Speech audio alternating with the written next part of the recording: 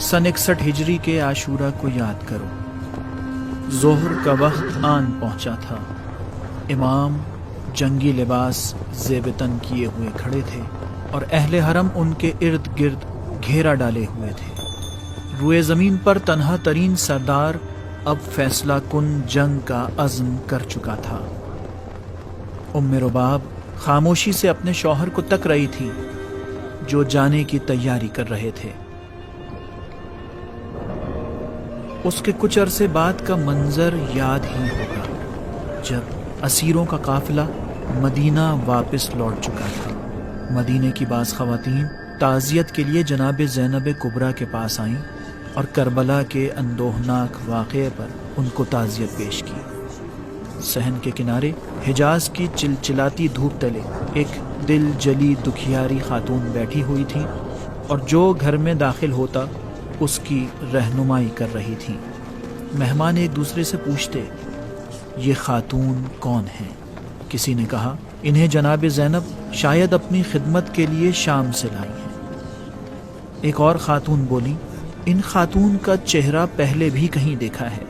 मेहमानों में से किसी ने अकीला बनी हाशिम से पूछ लिया, या ज़ैनब, ये कौन खातून हैं जिनको आप अपने साथ लाई हैं? असीरों की काफिला सालार इस बेरब्त सवाल से चौंक उठी। फरमाया, वो रुबाब हैं, मेरे भाई हुसैन की ज़ौजा सकीना और अली असगर की वालिदा। कोई उन्हें पहचान ही नहीं पाया था। ख़वातीन रुबाब के पास आईं, उन्हें ताज़ियत पेश की और उनके पास बैठ गईं। किसी ने पूछा, अच्छा तो चिलचिलाती धूप तले क्यों बैठी हैं? उम्मे रुबाब ने जवाब दिया, ये चिलचिलाती धूप मेरे लिए गर्म नहीं है।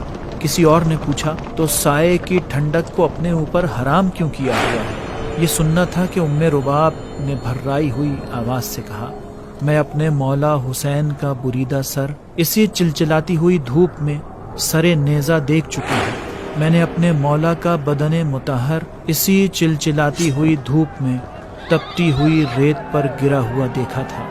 ये साया मुझ पर हराम है क्योंकि हुसैन का सरे मुबारक शहर शहर चिलचिलाती धूप में जलता रहा और उनका बदने मुतहर करबला की तपती रेत में घोड़ों की टापों तले रोंदा जाता रहा। मैं कैसे पानी पी लूं जबकि मैंने खुद देखा था कि मेरे दिलबर हुसैन खुश्क होंठों और प्यास की शिद्दत के बावजूद सहराए नैनवा में तलवार चला रहे थे। मुझे कैसे सुकून मिल सकता है जब मेरे इमाम को ये अहले कूफा समझ ही ना पाए। वही इमाम जिसे इन लोगों ने दावत देकर बुलाया था मगर उनके इस्तगासा पर लब्बैक नहीं कही। मैं उम्मे रुबाब अपने मौला की अज़ादार हूँ और रुबाब बिन मौला के साए को कभी भी पसंद नहीं करती। एक और खातून ने पूछा, रुबाब अपने 6 महीने के बच्चे के बारे में तो बताएं। रुबाब ने चादर सही करते हुए कहा, मेरे लिए इससे ज़्यादा फ़ख्र की और क्या बात हो सकती है कि मैंने अपने बेटे को राहे हक़ में फ़िदा कर दिया। जिस किसी ने भी हुसैन के रकाब में जान दी उसे खैर कसीर नसीब होगा। रुबाब ने बस इतना कहा और आहिस्ता आहिस्ता अपने पारे तन के मसाइब ज़ेर लब दोहराने लगी। जब उसके होंठ सूखे हुए थे और उसकी बंद आंखें अपने माशूक के ख्यालात में खोई हुई थीं तो वो अपने इश्क में मशगूल मुझे अलविदा कहना भी भूल गया। मैदान करबला खाली हो चुका था। सिपाहे हुसैनी में बस हुसैन बाकी रह गए थे। अहले हरम ने इमाम के गिर्द घेरा डाला हुआ था। या अबा अब्दुल्लाह, आपके बाद ये लोग आपके अहले हरम पर रहम नहीं करेंगे। इमाम उन्हें सब्र व तहम्मुल की नसीहत कर रहे थे और उनसे ये वादा कर रहे थे कि उनके सब्र व तहम्मुल का अज्र खुदा उन्हें बहिश्त में देगा। इमाम की आंखों में बस रज़ाए खुदा थी और होंठों पर अहले हरम के लिए तसल्लियाँ। हुसैन देख चुके थे कि उनके साथी कैसे टुकड़े टुकड़े हुए थे। उन्होंने मुशाहिदा किया था कि उनके बेटे, भाई, उनके भतीजे और भांजे किस तरह शहीद कर दिए गए थे। वो दुनिया के तमाम तर रंजो गम का मज़ा चख चुके थे। हर उस साथी का गम उन्हें मिल चुका था जिसको वो चाहते थे, जिससे मोहब्बत करते थे, लेकिन फिर भी हक की राह में मुहकम और उस्तवार खड़े अपनी शमशीर तैयार कर रहे थे। उम्मे रुबाब कुछ फासले पर खड़ी अपने मौला को देख रही थी جو جنگ کی تیاری کر رہے تھے۔ اب ان کے پاس کوئی ایسا مرد نہیں تھا جسے وہ اپنے مولا پر قربان کر دیتی۔ علی اصغر تو بس 6 مہینے کے تھے جو پیاس کی شدت سے جاں بلب تھے، لیکن اس شور و غوغا میں کون تھا جو حسین سے پانی کے لیے کہتا؟ رباب اپنے ننھے علی اصغر کو سینے سے چمٹائے ہوئے اپنے مولا کی خوشبو کو اپنے بیٹے میں منتقل کر رہی تھی۔ ام رباب نے اچانک مولا کے اداس ذوالجناح کو دیکھا۔ وہ جان چکی تھی کہ اب ان کے مولا انہیں نام لے کر نہیں پکارے گا۔ میدان کے اس طرف عمر سعد نے شمر سے وعدہ کیا ہوا تھا، حسین کے بعد تیری دنیا آباد ہے اور کربلا کی بس یہ آخری لڑائی ہے۔ شامی اور کوفی حرم کو غارت کرنے کی ترکیبیں بنا رہے تھے اور مسلسل اس بات پر کہے لگا رہے تھے کہ ہم نے حسین اور ان کے اصحاب کا قصہ تمام کر دیا۔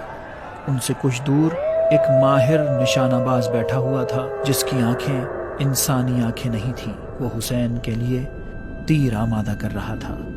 حرملہ بن کاہل اس جنگ میں موجود اشقیاء میں سب سے زیادہ شقی اور سب سے بے رحم آدمی۔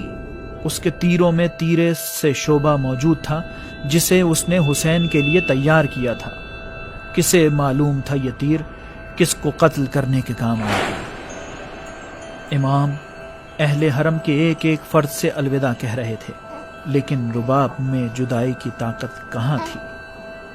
زینب نے آگے بڑھ کر بچے کو ماں کی گود سے لیا اور باپ کی آغوش میں دے دیا۔ علی اصغر پیاس کی شدت سے جاں بلب تھے۔ بھوک و پیاس کی شدت سے بچے کی زبان کسی مچھلی کی طرح باہر آ رہی تھی، جیسے وہ جان دیتے ہوئے منہ کھولتی اور بند کرتی ہے۔ اور کون ہے جو مچھلی کے تڑپنے کو سمجھ سکے؟ حسین نے بچے کے رخساروں کو دیکھا اور پھر غم کی شدت سے اپنی آنکھوں کو بند کر لیا۔ خدا کی حمد و ثنا کی اور چند قدم آگے بڑھ گئے۔ دشمن کی فوج پر سناٹا طاری ہو گیا۔ امام نے علی اصغر کو ہاتھوں پر بلند کیا۔ ان کے سب سے چھوٹے بچے کی تشنگی دشمن کی شقاوت کو آشکار کر رہی تھی۔ دور کھڑی ام رباب اپنے بچے کو باپ کے ہاتھوں پر بلند ہوتا دیکھ رہی تھی۔ امام کی آواز بلند ہوئی کہ اے ظالم قوم، تم نے میرے سارے ہی ساتھی چھین لیے، میرے سارے اصحاب، میرے بھائی، میرے بیٹے۔ اب میرے پاس یہی 6 مہینے کا بچہ باقی ہے کہ جسے پیاس کی شدت مارے ڈال رہی ہے۔ اسے ایک گھونٹ پانی سے ہی سیراب کر دو، تمہاری جنگ مجھ سے ہے، اس بچے سے تو نہیں۔ عمر سعد نے جھنجھلا کر حرملہ کو آواز دی۔ حرملہ اٹھا، نزدیک آیا، کچھ اس طرح کہ اس کے قدم زمین کربلا کو بھی شرمندہ کر رہے تھے۔ عمر سعد نے حرملہ کو حکم دیا، حسین کا کام تمام کر دو۔ حرملہ نے فوراً تیرے سے شعبہ کمان میں جوڑا اور سوال کیا، بیٹے کو یا باپ کو؟ ابن سعد نے جواب دیا، بچے کو نشانہ بناؤ، کیونکہ اس کا داغ حسین کے بدن پر لگنے والے تیروں سے کہیں زیادہ ہے۔ کمان کھینچی، تیر پھینکا گیا، تیر کمان سے نکل کر ششماہے کی گردن میں پیوست ہوا۔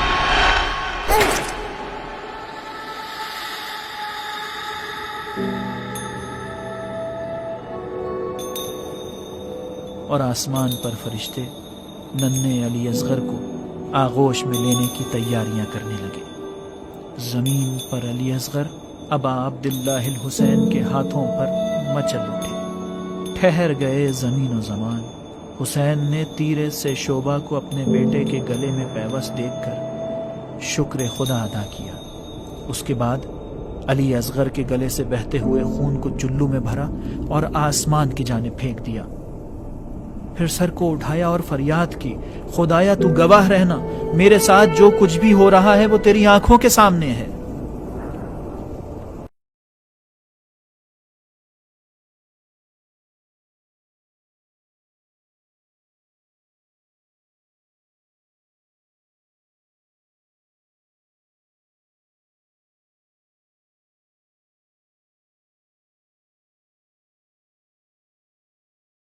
ام رباب نے آنکھیں کھولی۔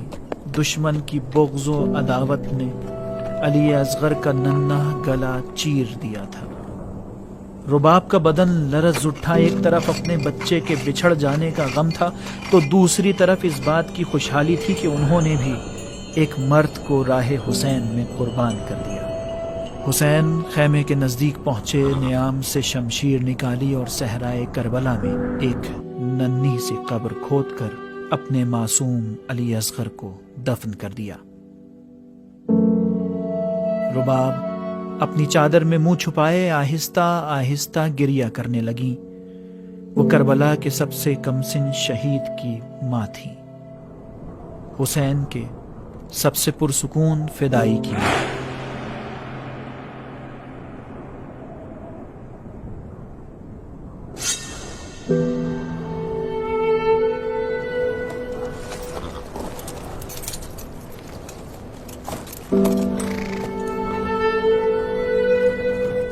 امام آہستہ آہستہ واپس پلٹے۔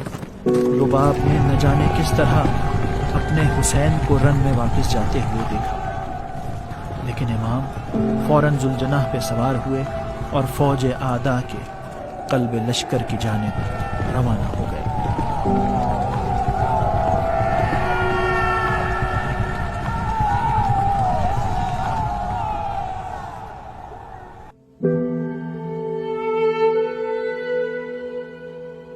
سن 61 ہجری کے عاشورہ کا ماجرا تھا، لیکن مصائب حسین تا ابد باقی رہیں گے۔